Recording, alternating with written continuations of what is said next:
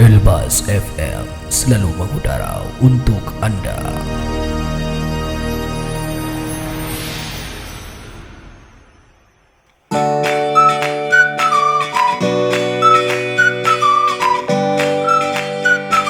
Assalamualaikum warahmatullahi wabarakatuh. Rekan setia dimanapun kalian berada nih, senang sekali rasanya nih rekan V bisa menemani rekan setia nih ya, dan bisa juga hadir di podcast Elbas tentunya ya.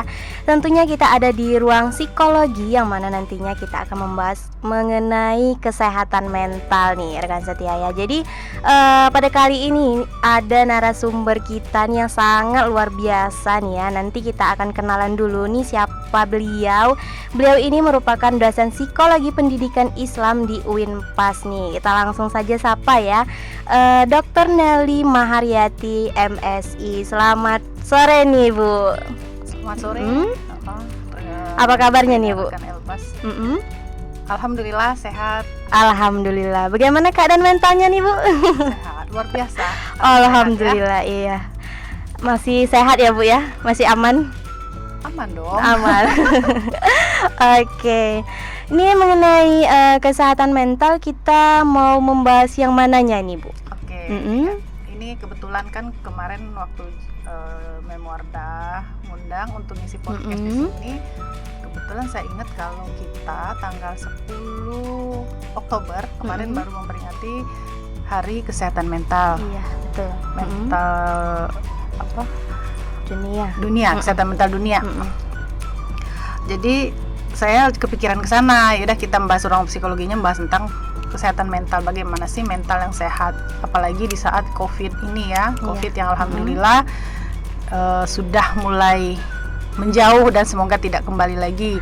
Cuma yang tersisa memang adalah di mental, di kesehatan mental, baik yang orang pernah kena ataupun kita yang sudah terlalu lama PPKM dengan segala aturan physical distancing, PPKM, kemudian larangan ini itu akan ternyata dari beberapa penelitian mempengaruhi mental gitu.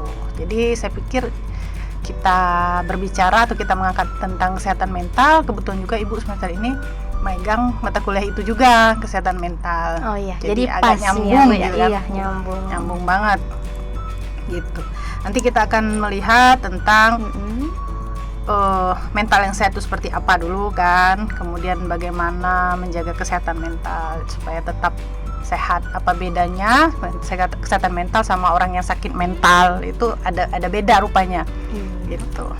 Oke nih Bu, tadi ini udah Ibu mengklasifikasikan ya, ada beberapa yang perlu kita bahas nih mengenai kesehatan mental. Nah, mengenai kesehatan mental sendiri itu apa sih Bu?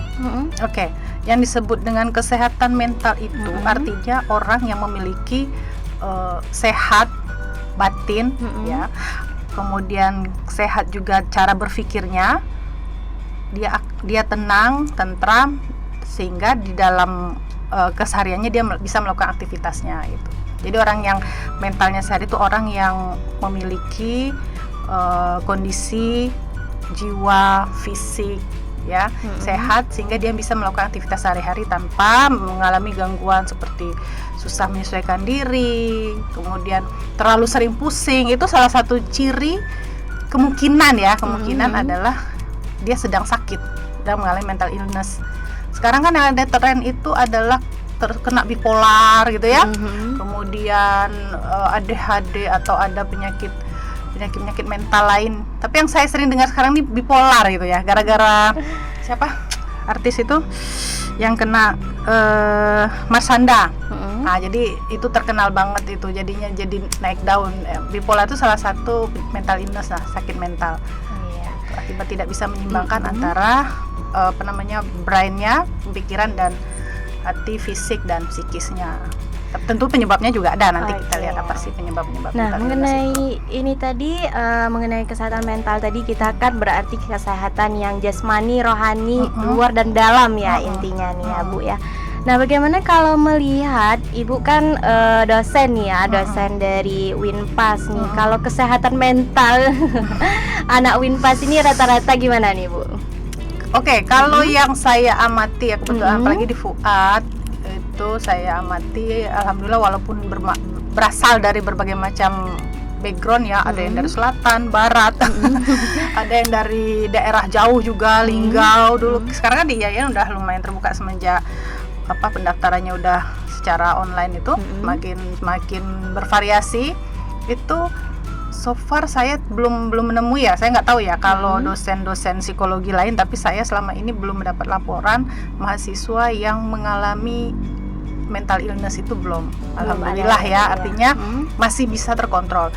Kalau sekedar stres itu biasa ya, yang namanya orang kena stres tuh mah biasa. Yang luar biasa tuh kalau dia nggak pernah kena stres tuh malah yang kita pertanyakan, dia manusia bukan sih? Kok gitu. nggak pernah pusing Iya, ya Bu ya? Jadi kalau untuk mahasiswa IAIN sejauh ini yang saya amati dan saya dapat laporan itu belum ada.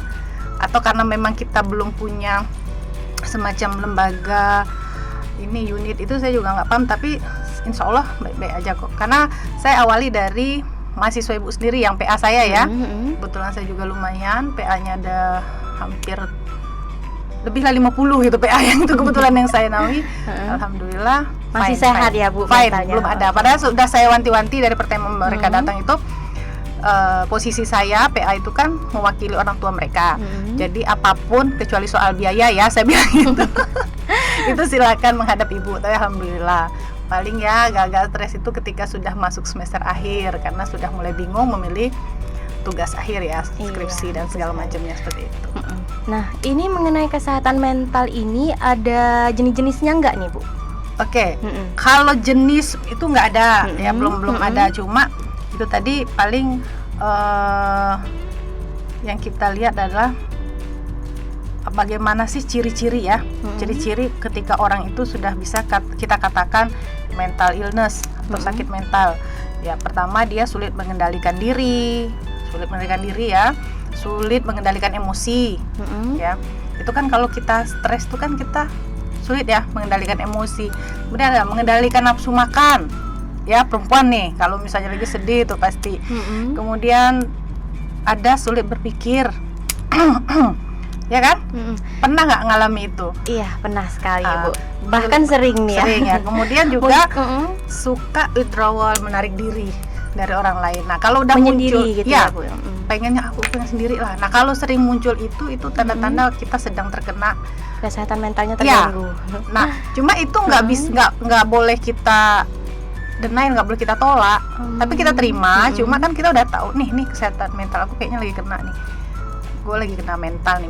Kan suka ada bahasa sekarang katanya terus sih kena mental banget sih gitu. Akhirnya dia ini kan ya, kita jangan lama-lama terpuruk sih di situ. Ya, saya sudah menyarankan memberikan saran, boleh sih yang namanya stres tadi Bu bilang ya, kemudian depresi, terus merasa baper, susah move on boleh, tapi jangan lama-lama. Itu aja sih kuncinya ya. Yang kalau udah lama itu yang akhirnya dia akan menjadi parah, akhirnya ya macam-macam lah yang bisa dilakukan.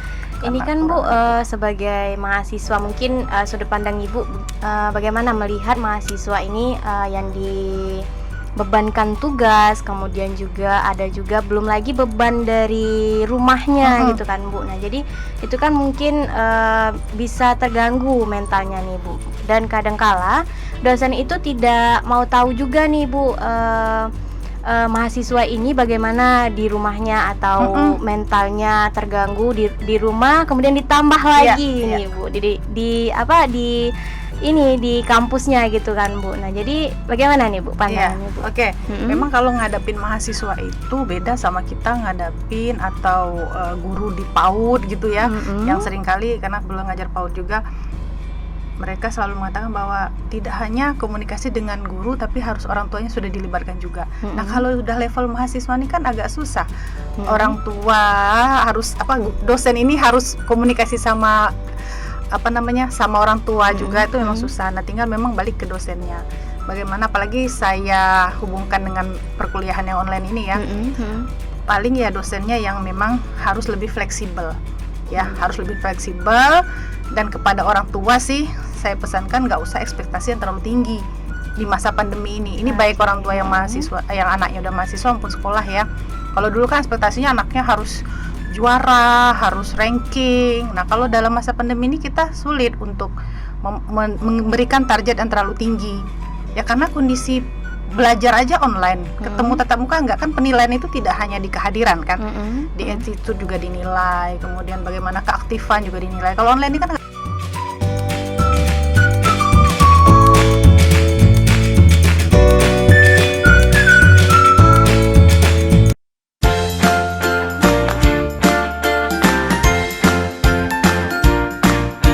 Di mana saja dan kapan saja, pastikan Anda selalu menyimak 97.6 Radio Elbas FM.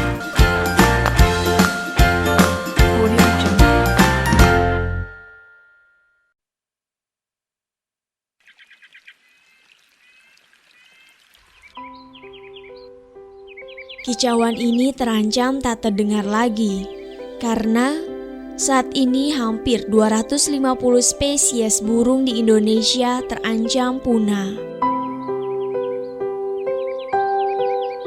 Mari kita hidup berdampingan dan melestarikan keanekaragaman hayati demi kehidupan anak cucu di masa mendatang dan mengurangi dampak perubahan iklim.